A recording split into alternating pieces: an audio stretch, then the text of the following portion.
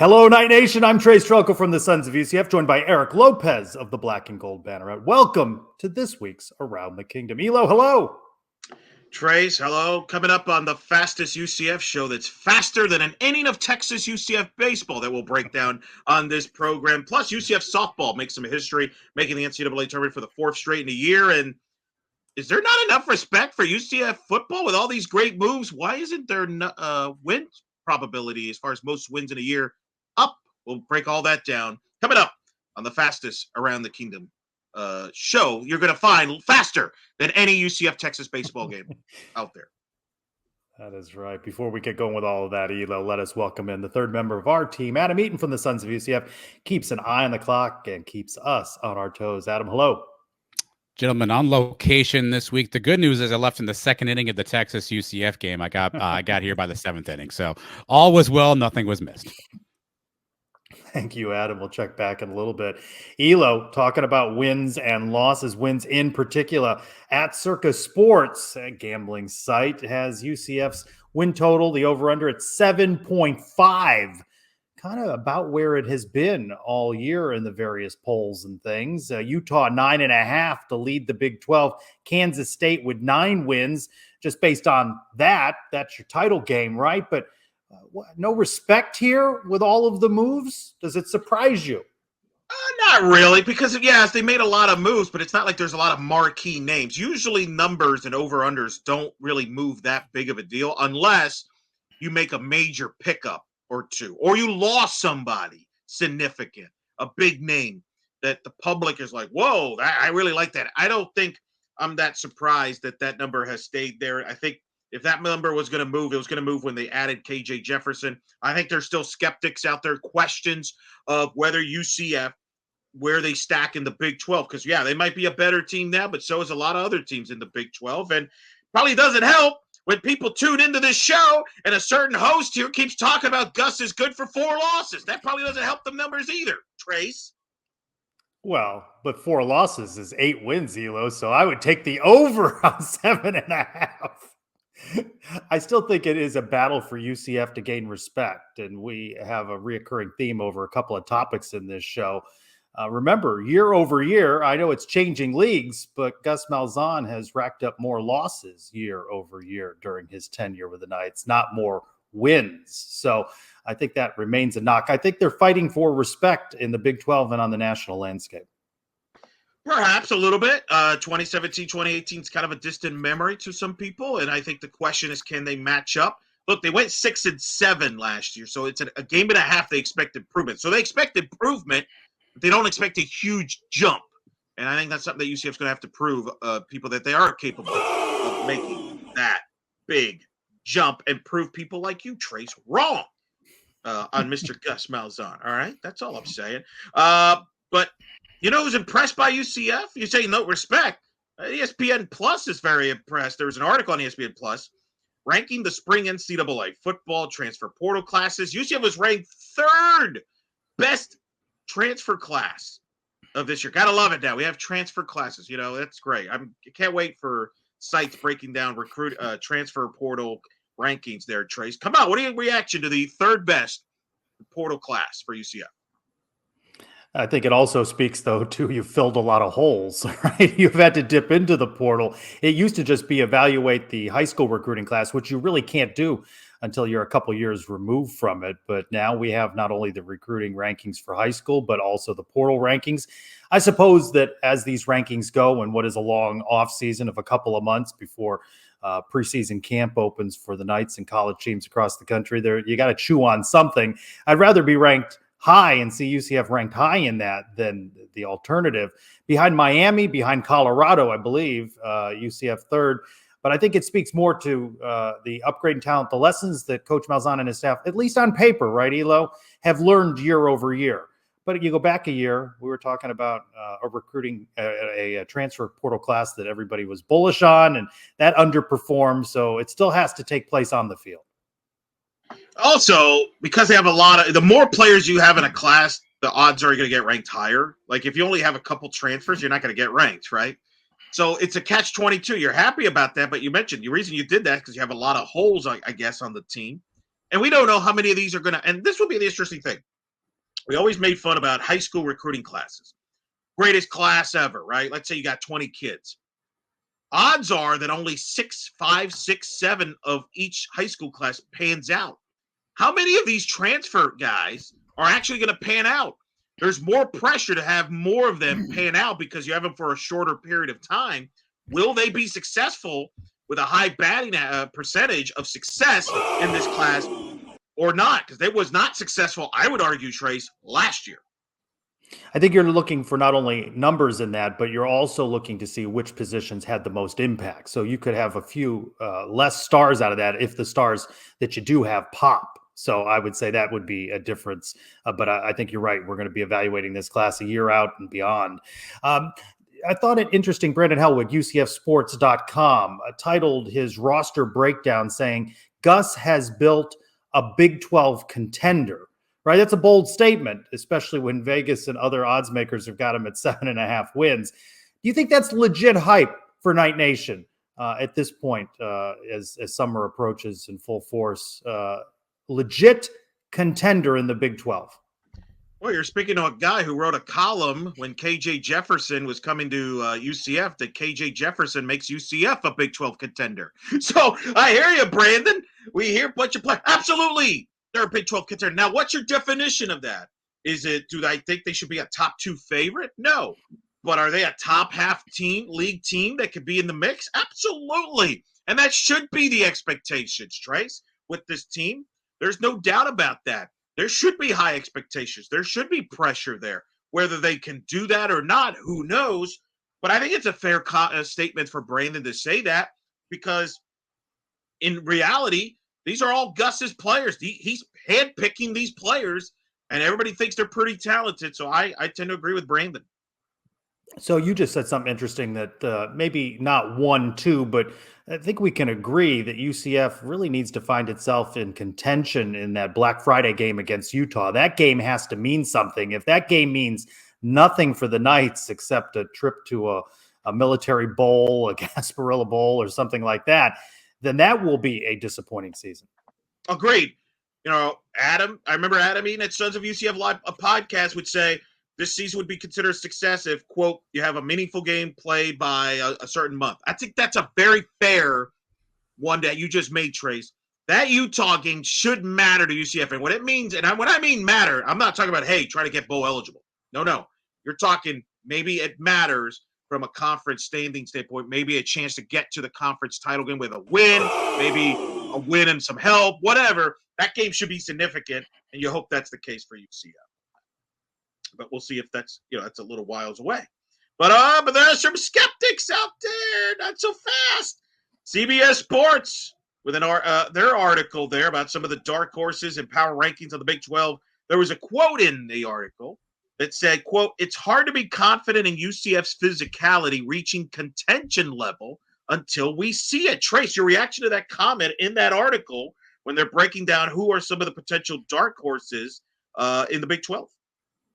I think that level of skepticism matches my thinking. Remember that movie, great sports movie, Jerry Maguire, Show Me the Money, right? We've talked about the high school recruiting class, highly touted, highly ranked, best high school recruiting class in team history. You've just talked about the portal class, some shakeups in the coaching, favorable schedule, less travel, more home games, Contender by Brandon Hellwig. Show me the money now. Can Gus show it on the field? Again, there are skeptics out there, but I think it's interesting. Physicality. UCF got bullied, and it's not just football, by the way. I think UCF's found the physicality, the gameplay across the sports, a different level than it was in the American. I think you're seeing that as you watch the whole sports calendar play out. It's just a different level, right? We talked about it all year long, margins and those differences in margins. For UCF, the physicality along the offensive and defensive line, are they going to get bullied by more Big 12 teams in 2024? And that'll be the big question for them. And quite frankly, it will be the question until they prove that they can hang and be as physical. And the question, how long does it take? Is it this year? Does it take a couple years? Do they get to that point? I will defend them on this. They were pretty physical against Oklahoma State when they crushed them at the Bounce House. And that was a team that played for the Big 12 title game. And by the way, Spare me. Yes, you got to be more physical in the Big 12 in football, but we're not. It's not like it's the SEC. You can still win with some finesse in the Big 12. We've seen teams do that too, Trace. You know, what's interesting is that the comparisons have been made between UCF and, say, a TCU making that jump up. But now with this portal era, NIL, all of these things going on, that window to show it is shorter. You don't have that years of building up, right? That's why I think expectations are so high for UCF in year 2 of the Big 12. We've talked about on this show and others, Elo, the divide, the haves and the have-nots. You can see this separation going on between the Big 10 and the SEC and the Big 12, the ACC. But boy, a Boise State, how about their head coach saying, don't count on any NIL money if you're a freshman. What do you think of his recruiting strategy, and how much do you think that hurts a program like Boise State right out front saying, we don't have enough money? Well, they probably don't have enough money. So I guess what he's saying is good luck getting good freshmen at that point, because if you're a freshman and you have a choice between going to Boise State that maybe doesn't give you any money and somewhere else that does, guess where you're going to go? You're probably going to go with the plate where the money goes. But they're right in his defense. Boise State's not rich. Did BJ Raines buy you dinner here, Trace, when you were in Boise? Probably not. All right. Tough to cover that Boise beat. Not really a big household financially. I mean, you're not unlike you anyway, with the big budget you got there, covering UCF. They're traveling all over the country. I think that he's probably one of those where he's like, I'm handcuffed, and if we're very limited on resources and finances, we got to use it maybe with the experienced players that can help us win. You know, Boise State and its fan base has felt left out of a lot of things, but remember, ACC, they didn't go calling to Boise either. They went after some money at SMU, right? Those are some deep pockets. I think you're going to see this further divide. I think you're seeing it now, even amongst that group of 5, group of 6, whatever exactly it's going to be referred to now. There's haves and have-nots there as well. You get the feeling that a program like Boise being left out even at that level. And I think that will continue in the coming years. And I think you're going to see a bigger gaps. And I think you're going to see some programs and some schools in the mid-majors that go, hey, at some point, maybe we just go to a different league division. Maybe you see some things get cut. Who knows? But the haves and have-nots is going to be even bigger gaps in the coming years. Still attractive, though. A Missouri State joins FBS in a couple of years, making for 135 programs. So they think the money is better at a bigger level. Time to bring back in Adam, and time for our silly game this week. All right, gentlemen, greetings. We're recording on Monday. News broke a little bit Monday afternoon. Eric, I'll start this news with you. News that Ajay Hall, a former 4-star receiver from Alabama via Texas, has now enrolled at UCF as a walk-on. Elo, is this good news that UCF now is getting a preferred walk-on receiver that was a former 4-star recruit for Alabama and Texas? Yeah, I mean, when has UCF ever been say they get a walk-on? It's a 4-star. I mean, a lot of schools sometimes get walk-ons. I mean, I'm sure they'll get taken care of as time goes. But yeah, I think that's very good news. It's never a bad thing if you can get talent this late and get it in a way where you can fit them in. I guess it depends on what he brings with him from his various stops along the way, whether that is a positive addition or not. Again, I think if you're UCF, you still rather have him than not. A little misdemeanor charge he picked up at Texas, but I think it's more next around chance parking. More around parking tickets, which is not going to go well at UCF. All right, Trace, this next one's for you. A little controversy broke over the internet the last 10 days or so. Former Orlando Magic and Orlando native Austin Rivers got into some hot water when he said that any basketball player could go play in the NFL right now. Basketball players, football players started kind of debating back and forth to figure out who could actually play what. So it's a 2-parter for you, Trace. One, of those 2 particular athletes, basketball or football, which one do you think would be able to acclimate better in the other sport? And then if you could pick any one player from UCF to play the other sport, which one would you pick? No, I think it's a ridiculous statement. What is he talking about? A kicker position? Maybe a punter? I just don't. Maybe a wide receiver if they've got good hands. But no, I'd like to see one of these 7-foot guys go over into the NFL. And which UCF player to jump to another sport? Oh goodness, I don't know. I don't know. I don't know on that one. I need to think more on that. It's not name's not coming to mind. But you know what? Put me down. I mentioned special teams. Mitch McCarthy played basketball, was recruited in basketball. So I put There we him down go. as making the transition over to basketball. I actually think Austin Rivers is right. I mean, not everybody. I think he exaggerated a little bit there, but you know who's the perfect guy to ask this question on the silly game, Adam? It's not Trace or me. It's Darren Hinshaw because he's done both. And I'd be fascinated to see what he has to say to that. That's a fantastic. Make a note of that for next time you get Darren Hinshaw. Media day question. Media day question. But I'm going to say yes. You don't think, for example, Darius could play wide receiver in football? Like, who would the football players are going to be able to shoot 3 baskets? I mean, I think there's a better chance basketball guys can be more successful in football than football basketball. LeBron James was a great football player. How successful was Darren Hinshaw at basketball? That's a valid question on media day. We got media day no question. Disrespect, Mr. He did Hinshaw. get a ring. He got a ring. He was part of the '94 championship team. So he's the one that should have the ultimate answer on this. But I'm telling you, sure. I think there's a better likely that basketball guys can be successful at football than the other way around. All right, today, gentlemen, a Twitter account, the GM of college football, posed a question that said, what's the best photo in the history of college football? I'm not going to ask you for that, but what's the best photo in the history of UCF football? Think about all the legendary moments. Some of them, most of them been captured via photograph, Eric. Do you have one particular moment that you would say is the best or maybe not aesthetically best, but maybe the moment was the best for UCF football? From a photography standpoint? Sure. Because let's give our friend Brandon Helwig a shout out. His photo of J.J. Ward in the catch against Temple is iconic. And he took it. Credit to him. That would be one photo that jumps out to me because when you think of J.J. Ward, that's what you think of. And you think of that photo in particular. You don't even think about the actual play. You think of that photo. So I would go with that. I saw this photo pop up in response to that. Ryan O'Keefe, wide receiver, flashing the deuce in honor of Otis Anderson as he scored a touchdown. So for me, that is an iconic photo, but definitely agree on J.J. Wharton, one of the most iconic moments in UCF football history. Another good one is the Mackenzie Milton flip into the end zone at Memphis in that 2018 game, stretches the ball across the goal line. Obviously, UCF wins that game. Okay. Next one, Trace, is inspired by our friend Eric, who got to spend a nice week in Oklahoma City calling some softball at a venue that's very historic for him, at least for a lot of college softball fans as well. So, Trace, what is the best / most historic venue in all of college sports? One venue, one spot where you could go watch a game, watch a match, the most historic, maybe not the nicest, maybe not the most up to date, the most historic venue in all of college athletics.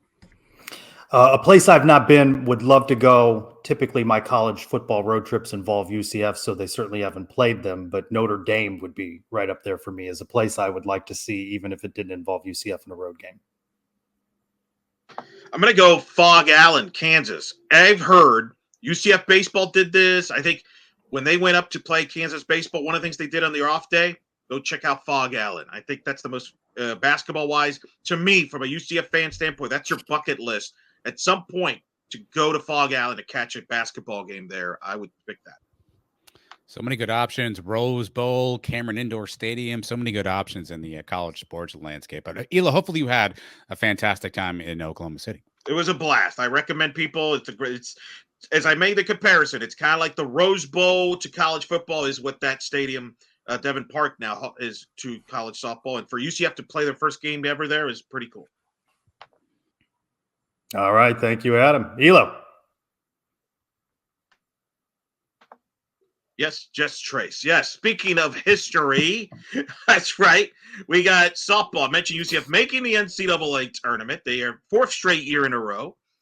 First time they've ever done that. They'll be going to a familiar place, the Tallahassee Regional. 3rd time in 4 years they'll be there. FSU is the host, the 15th seed. UCF will open with Auburn, 2 o'clock, ESPNU. Knights get in at 30-23. Your reaction, Trace, to how you saw that unveil there for the Knights making the tournament? You know, we had opportunity on Sunday to speak with Coach Cindy Ball Malone and players, and I've been conflicted by a topic as it's gone on over the year. What is considered a successful season for a sport in its first year in the Big 12. And I think two things can be true at once. I think getting into the NCAA tournament shows that this was a successful season. Preseason projection of 5th in the Big 12. This is a league with 3 of the top 8 seeds, and Oklahoma, Texas, Oklahoma State as national seeds. We know what UCF did against those teams, how they looked, playing against them. But I also think it can be true that I'm a little disappointed with 11 seniors and with the talent coming back that they weren't stronger. And I think that's something echoed by Coach Ball Malone and players as well. All of the one run games. So I think two things. I think it was a successful season no matter what happens in Tallahassee. I just think that maybe they could have done more with all that talent that they have. What if they win the regional, though? Does that clear the... Well, that's why we're not giving any final grade. Right. I'm just going into it. I think we got to wait to see how that part ends. I think it's a compliment to the program that you make the tournament and yet you feel a little disappointed at how the season's been. I think Coach Ball Malone would be the first to tell you that. That's a compliment, though, right, Trace? I think it speaks volumes of the expect. To me, there is no women's sport right now in UCF that gets more scrutinized and have higher goal expectations than softball does. It's very similar to football. I really think there's a lot of parallels there from that standpoint. But look, you make the tournament 4 years in a row for the first time. That's worthy there for them, no matter. And now they have an opportunity with a chip on their shoulder to play in Tallahassee with some unfinished business. The senior class, first NCAA tournament was in Tallahassee. Their last one will be in Tallahassee. When I heard that number 4 straight, and then as I watched the selection show, I saw UCLA 25 straight NCAA tournament appearances. But I think, again, in terms of the history of the program, 4 straight, that is a major accomplishment. Shift gears just a little bit. What did you make of the overall landscape for the Big 12? A couple of teams left out, Texas Tech, maybe a BYU. SEC, they got in everybody, right? Yeah, they got in everybody. Softball's the only sport that celebrates teams finishing last in a big conference. Here's the joke. Texas Tech should have been in this field, not Indiana or Penn State or FAU. And FAU should not be ahead of UCF. UCF was the last 4 in. FAU was not. That's a joke and a travesty. UCF has twice as many top 50 wins. Schedule strength 30, FAU 99. Oh, by the way, UCF beat them on the field at FAU. Texas Tech should have been in, but there was a Big Ten representative in the committee. There were some mid-majors. And, people like you, Trace, years ago used to cry and whine about, give the little guy a chance. Oh, the power conferences get all the scoops. Well, here we are. They were trying to, kind of stick it to the Big 12 because the Big 12 didn't have a representative in the committee, and that hurt Texas Tech, and it could have hurt UCF if some other results went differently this weekend. But I'm going to find out who did this because that's terrible. You better believe I'm going to get to the bottom. By the way, I've been persuaded it should go to all of the halves. The halves. Finally. Oklahoma is your Big 12 champion in that Big 12 championship series that you were out at, Elo. How much is the Big 12 going to miss across all sports, Texas and Oklahoma, or can they not only survive but thrive with those two schools leaving? Well, they could survive and thrive without them, but they will miss them because Oklahoma and Texas brought eyeballs to your conference in all sports, certainly in softball, and certainly in football. And I think that's going to be the big question moving forward is who are the programs that are going to bring the eyeballs to the conference in those sports? Softball, I think you already saw an immediate impact of this. ESPN only put the championship game on linear. Where the other games were on ESPN Plus. In the past, they would put multiple games on linear. I think that's in preparation for life without Oklahoma and Texas. So the Big 12, though, at Arizona State, Utah, that will help. But yeah, you're going to miss Oklahoma and Texas. Trace, you were there for the sellouts with UCF hosting OU in Texas and softball. They bring people to the building that normally don't follow you, your program or the sport. They definitely bring energy. All right, Elo, we got to speed things up. Switch us to the next topic, please. Well, this is an interesting sport to speed it up on. It's baseball because, boy, they don't speed it up. As we witnessed, Trace, you and I were there with Texas winning the series 2 out of 3 against UCF in a game that ended like 5 minutes ago before the show started. Not a lot of people got to watch it in person. Evidently, what's going on there? But Trace, your reaction? UCF did clinch a Big 12 tournament spot. They will be playing at Globe. But your overall thoughts on the Texas series? Well, we're talking about evaluating the success of softball, baseball. Baseball was projected 10th. Right now, they're in 9th before they hit the road for one final Big 12 series against Baylor. I think they've played pretty well, competitive in most series, as you've heard from Cindy Ball Malone saying they're in most games, right? Very competitive games. It's margins. I think the same thing from baseball. Is this a successful season? We'll wait to see how the Big 12 championship plays out before we talk more about baseball. Do they make an NCAA tournament? But I so far feel like it has been a successful season. I will say this. We got to see Texas over these 3 games, a thriller on Saturday.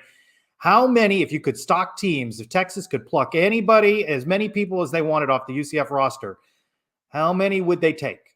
And I think you see a little bit of a talent differential between a Texas and a UCF. Well, I think you're right. From a UCF standpoint, the concern is I think your RPI is now at 40. That's a little high. And you got Bethune-Cookman on a midweek. Then you go to Baylor, not the strongest of teams. There's pressure here to win out and finish strong here to make sure you make the tournament. I think this team could be headed for a last 4 in or first 4 out like softball did. But they don't have the big metrics that softball does. So we'll see. This is a big week for them. Trace, I went Sunday. I planned my flight from Oklahoma City to get to Orlando at noon just so I can catch Texas UCF baseball. I walk in, it's empty, the stadium. What happened here? Yeah, that was the prop bet, right? The 7,500. I thought that Texas would bring a lot of people, and they did. It was the UCF crowd that I think disappointed a bit, Elo. 1989 on Friday, doing the math, knowing Mother's Day was on Sunday. I needed 2,700 on Friday. I needed it again on Saturday, 2,141 on Saturday. When I saw those two numbers, I knew no way Sunday. I'm rooting for 3,500 on Sunday to win a prop bet. They do 1605, Elo. They do 5739. Can't count on me for math, but trust me, it was less than 7,500. And you win the prop. What do you got this week? You got one off the top of your head? Yes, very good. I got a good one here. I'm going to give you a choice. Combined hits, Jada Cody and Shannon Doherty, the seniors for UCF, against Andrew Sundin and Ziska. No, let's do Prevesk and Ziska. Prevesk and Ziska against Doherty and Cody. I'm going to steal your thunder. Going with softball. Such a softball guy all of a sudden. Trace, the UCF softball guy. All right, I'll take the baseball guys. We'll see who wins that prop. All right, we'll skip this last one. We talked a little bit about lack of buzz at baseball. Let's bring back in Adam for some news and notes, corrections, if any. Gentlemen, welcome back for the corrections and fun facts. Always good when we get off topic here.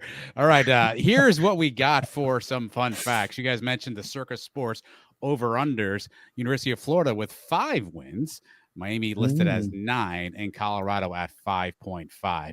Talking about UCF being a contender in the Big 12, they are in that top half. If you look at all the Big 12 again, courtesy of Circa Sports, Utah 9.5, Kansas State 9, Kansas and Texas Tech, Trace 8, Oklahoma State, Arizona, UCF, all in there at that 7.5, as well as Iowa State, so 7.5. So they're in that top half. And you also mentioned one item about baseball that I thought you were going to bring up here. Rich Wallace, first ever ejection, only fitting he gets ejected on a weekend. His former coach Jake Bergman was in the house. What was funny about that as well is that he said that he really didn't know what to do. He got back and he was trying to get the game on, and the stats people were watching it and cutting up things as they go along, and all those analytics guys doing what they do and preparing the feed. And he was trying to find the game. I could have looked out his window of his office, Elo. One more thing before we go. The Action Network, Elo, reporting Las Vegas will be the host of the 2027 college football title game. Ain't nobody shying away from Sin City anymore. All the gambling around and all of the leagues and sports want to be there.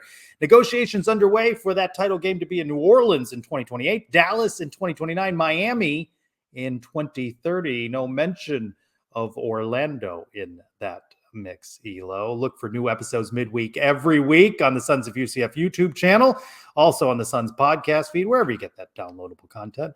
Thank you, Adam Eaton. For Eric Lopez, I'm Trace Trylko. Thanks, everyone, for joining us for this week's Around the Kingdom.